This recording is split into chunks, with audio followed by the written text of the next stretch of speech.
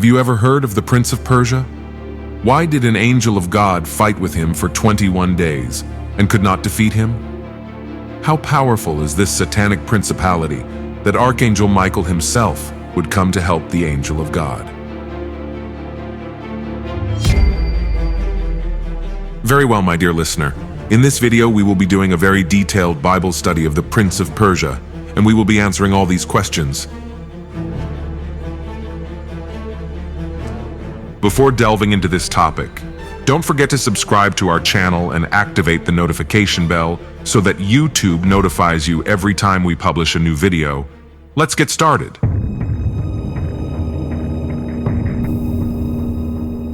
In Daniel chapter 9, God showed the prophet a general summary of his plan for the full restoration of Israel. Now, chapters 10 to 12 contain the final vision that the prophet received, and in which we find specific details of God's plan in relation to his people Israel. On this occasion, his prediction covers the period between the Old and New Testaments, with special reference to the Medo-Persian and Greek empires. But finally, Daniel also receives information about the events related to the time of the eschatological tribulation that Israel will experience when the Antichrist appears on the scene. All this information that was revealed to the prophet Daniel is very valuable to understand the times and events that happened and will happen around Israel. Now in chapter 10 of Daniel, we see that a very powerful demon who is identified as the Prince of Persia opposed the heavenly messenger for 21 days, so that he could not reach Daniel and give him that valuable information regarding the kingdoms of Persia and Greece that we find in the next chapter. Evidently, Satan did not want this information to reach Daniel and the men. Let's read Daniel chapter 10, verse 10 onwards. "And behold, a hand touched me and made me stand on my knees and on the palms of my hands. And he said to me, 'Daniel, beloved man, pay attention to the words that I will speak to you, and stand up, for to you I have now been sent.' As he spoke this to me, I stood up trembling. Then he said to me, 'Daniel, do not be afraid, because from the first day that you prepared your heart to understand and humble yourself in the presence of your God, your words were heard, and because of your words I have come. But the prince of the kingdom of Persia opposed me for 21 days. But behold, Michael, one of the chief princes, came to help me, and I remained there with the kings of Persia. I have come to let you know what is to come to your people in the last days, because the vision is for those days.'" My dears, when the prophet Daniel received the visit of this heavenly messenger, he was in Babylon. In verse 1 of Daniel chapter 10, we see that the prophet historically fixes the time of his vision. In the 3rd year of Cyrus, king of Persia, the word was revealed to Daniel, who was called Belteshazzar. This places us in the year 536 BC.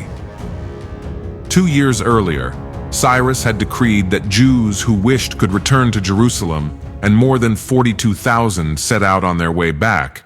We find this in Ezra chapter 2, verse 64. At this time, the exiles had already begun the reconstruction of the temple. Perhaps Daniel, due to his advanced age, he was over 80 years old, did not return to the other exiles, although it could also be that his duties in the government prevented him from doing so. Now, chapter 10 of Daniel begins with the description of the conflict that the new revelation produced in Daniel. The word was true, and the conflict was great. As had happened before, the announced events distressed him and left him worried.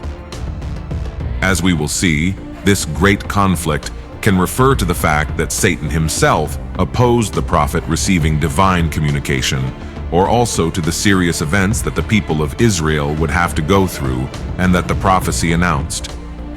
Regarding the content of the prophecy, we are told that Daniel understood the word and had understanding in the vision. Even so, as we will see later, he still needed an angelic interpreter to clarify some details for him. Understanding the grave difficulties his people would go through, Daniel was afflicted for 3 weeks. It was a time that he dedicated to prayer and fasting. "I did not eat any delicate food, nor did meat or wine enter my mouth, nor did I anoint myself with ointment, until the 3 weeks were completed.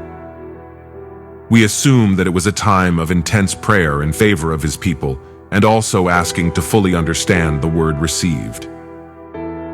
Now, the 3 weeks in which Daniel gave himself entirely to prayer and fasting concluded on the 24th day of the first month.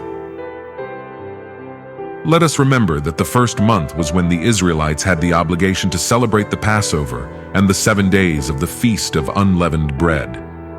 And since Daniel has said, "I did not eat any delicate food, nor did meat or wine enter my mouth," we must understand that on this occasion he did not celebrate the Passover. Why didn't he eat the Passover lamb? Everything seems to indicate that the prophet had been greatly affected by the revelation he received. It was in that context when God answered Daniel's prayers by sending him a heavenly messenger. However, we note that the heavenly messenger was detained for 21 days by a demon who is identified as the Prince of Persia. Let's read the biblical story. Then he said to me, "Daniel, do not be afraid, because from the first day that you prepared your heart to understand and humble yourself in the presence of your God, your words were heard. And because of your words, I have come. But the prince of the kingdom of Persia opposed me for 21 days. But behold, Michael, one of the chief princes, came to help me, and I remained there with the kings of Persia. I have come to let you know what is to come to your people in the last days, because the vision is for those days."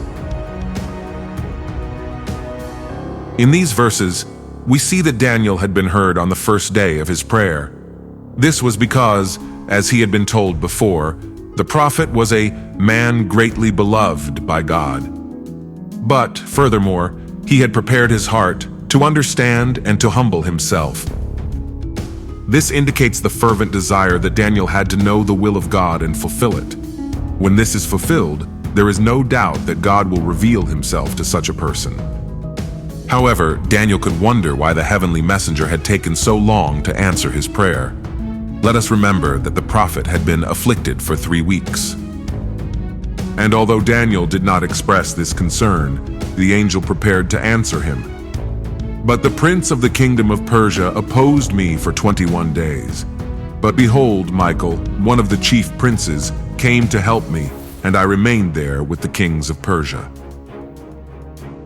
The divine messenger had gone out on the first day of the 3 weeks to answer their prayers.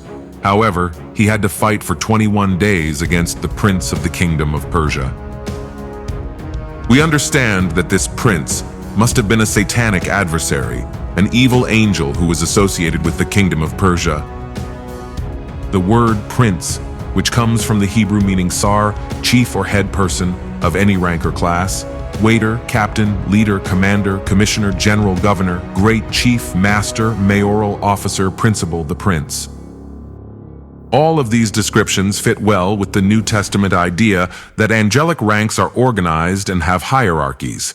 In Colossians chapter 1, verse 16, it says, "For in him all things were created, those in heaven and those on earth, visible and invisible, be thrones, be dominions, be principalities, be powers. Everything was created through him and for him." In Ephesians chapter 6, verse 12, it also says, "For we wrestle not against flesh and blood, but against principalities, against powers, against the rulers of the darkness of this world, against spiritual hosts of wickedness in the heavenly places." With these verses, we see that these angelic ranks seem to include both faithful angels and fallen angels.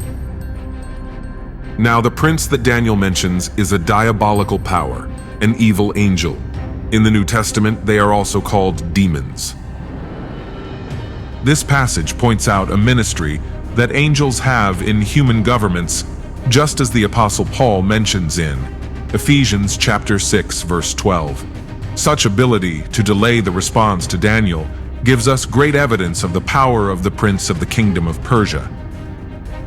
Somewhere in his flight from heaven, from his abode, the angel sent by God invaded the field of the heavenly places mentioned in Ephesians chapter 6, verse 12, populated by evil spirits. Michael came to free said angel from that opposition of the Prince of Persia. This prince was a spirit of great evil.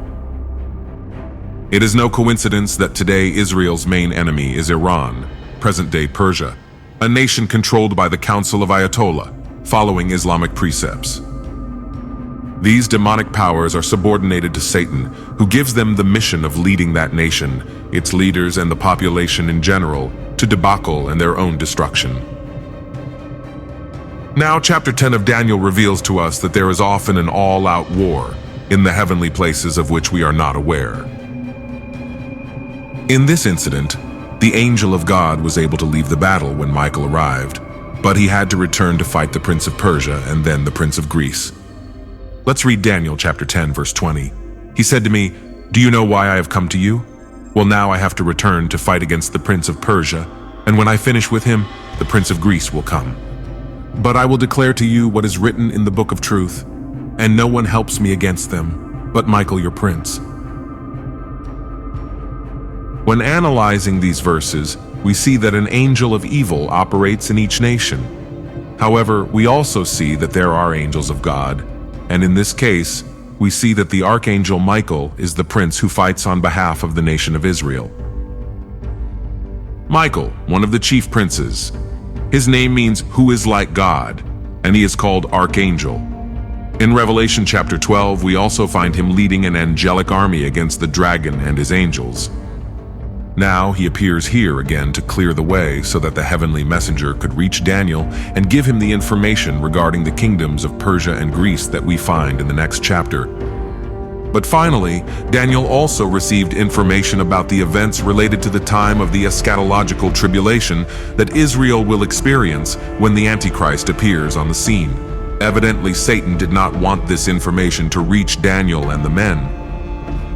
Regarding the content of the message that Daniel was going to receive, the angel says the following: "I have come to let you know what will come to your people in the last days, for the vision is for those days." First of all, we note that the prophecy that will be widely explained in the following chapters has to do with your people, that is, with Israel. And it has to do with the period described here as the last days. This term is used in various ways in the Bible to refer to the future, often understood from the perspective of the prophet himself. In the following chapters, which are 11 and 12 of the book of Daniel, we see that this future time extends both to the time of Antiochus Epiphanes and to the end times when the Antichrist will persecute the nation of Israel before being delivered by the coming of Christ. My dears, we must note that although the Prince of Persia managed to hinder the delivery of the message for 3 weeks, they were ultimately unable to prevent it. This shows us that although Satan and his followers have power, it is limited power. We are also struck by the fact that although God could have intervened to settle the matter immediately, yet he did not do so. The matter seems to have been resolved between the angels themselves. It is curious to see how the conflict in the kingdom of men somehow affects the conflict between angelic beings. Satan himself and his armies became actively involved in this conflict in order to attempt to thwart God's plans. Here we have a little proof of the war that is waged in the heavenly realms between the angels of God and the demons. Therefore, it had been the forces of Satan that had caused the delay in answering Daniel's prayer. The truth is that we never thought that this could be the cause of the delay in our prayers being answered. And on the other hand, this also leads us to think that although Daniel's prayer might seem insignificant, it had cosmic repercussions. In reality, prayer is always about engaging in a spiritual battle. This passage reveals to us that there is a world of evil that remains invisible to us, but that is in permanent conflict, so that the will of God is not carried out in the world of men. The Christian must discern that the power of prayer must not be seen only in one person's life, but also from a global perspective. The end times demand that God's saints engage in prayers for the world and its powers. When our prayers go beyond our personal needs and enter into a global scope, then we are entering the area where principalities and powers reside. We need men and women around the world dedicated to prayer in the field of spiritual warfare. Dear ones, as we can see, there are spiritual beings fighting against spiritual beings. A world above us is always active against the world that is visible. This causes the heart of today's Christian to wonder, what angel of evil is over the United States, Venezuela, Haiti, North Korea, India, China, the countries of the Middle East, Africa? The list is very long. There are countries where the gospel is prohibited. As we said before, we need men and women around the world dedicated to prayer in the field of spiritual warfare. In Ephesians chapter 6, verse 12, it says, "For we wrestle not against flesh and blood, but against principalities, against powers, against the rulers of the darkness of this age, against spiritual hosts of wickedness in the heavenly places."